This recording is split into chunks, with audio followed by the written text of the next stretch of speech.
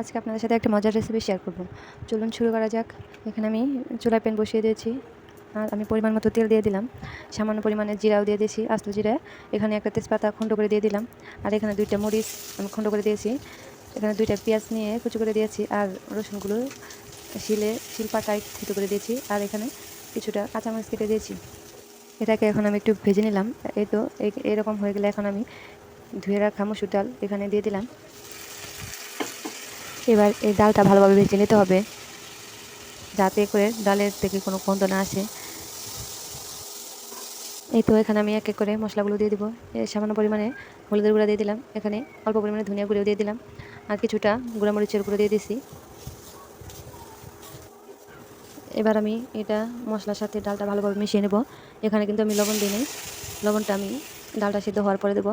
এখানে আমি আমার পরিমাণ মতো পানি দিয়ে দিলাম। আপনাদের পরিমাণ মতো আপনারা পানি দিয়ে দিবেন। এটাকে ভুনা করব, বেশি পানি দেওয়া যাবে না। আমার ভিডিও যদি আপনাদের কাছে ভালো লেগে থাকে তাহলে অবশ্যই আমার চ্যানেলটা সাবস্ক্রাইব করে দেবেন। আর যদি সহজ কোনো রেসিপি দেখতে চান তাহলে আমার চ্যানেলে অবশ্যই চোখ রাখবেন। এই তো দেখতে পাচ্ছেন ডালটা আমার সেদ্ধ হয়ে গেছে। এখন কিন্তু আমি লবণটাও দিয়ে দিলাম। এই তো আপনারা দেখতে পাচ্ছেন আমার ডালটা কিন্তু এরকম সেদ্ধ হতে হবে। লবণ দেওয়ার পরেও এটা কিছুক্ষণ রান্না করে নিতে হবে।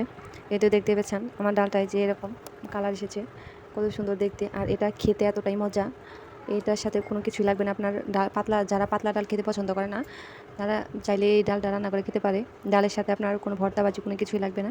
অসাধারণ একটা ডাল, আপনারা বাসায় ট্রাই করে দেখবেন একটু।